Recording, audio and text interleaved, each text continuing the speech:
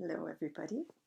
I need to finish off the last chapter that was started for the BFG. Marla, I believe, read to you yesterday, and this was the chapter titled Frobscottle and Whiz Poppers. So I hope you enjoyed the first little bit, and I will finish it off. So I'll reread a paragraph that she had read just so that everyone knows where we're at. Everyone is whiz-popping, if that's what you call it, Sophie said. Kings and queens are whiz-popping, presidents are whiz-popping, glamorous film stars are whiz-popping, little babies are whiz-popping. But where I come from, it is not polite to talk about it. Redonkulous, said the BFG. If everyone is making whiz-poppers, then why not talk about it? We is now having a swiggle of this delicious frobscottle, and you will see the happy result. The BFG shook the bottle vigorously. The pale green stuff fizzed and bubbled. He removed the cork and took a tremendous gurgling swig. It's glummy, he cried.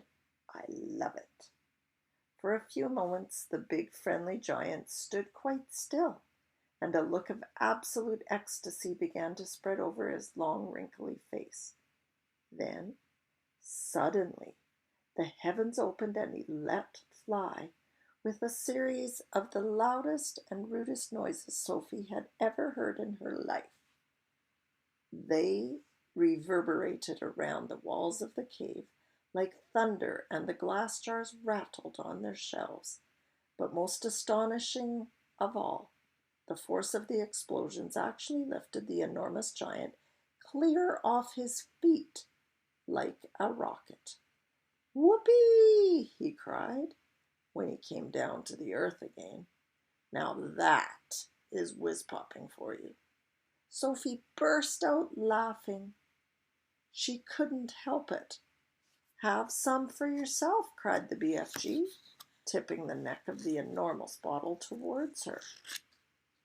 Don't you have a cup? Sophie asked. No cups, only bottle. Sophie opened her mouth, and very gently the BFG tipped the bottle forward and poured some of the fabulous frobscottle down her throat. And oh gosh, how delicious it was! It was sweet and refreshing. It tasted of vanilla and cream, and with just the faintest trace of raspberries on the edge of the flavor. And the bubbles were wonderful.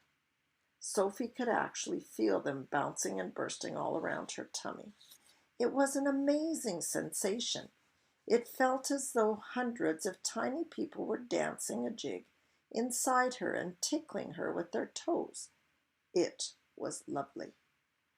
It's lovely, she cried. Just wait, said the BFG, flapping his ears. Sophie could feel the bubbles traveling lower and lower down her tummy. And then suddenly, inevitably, the explosion came.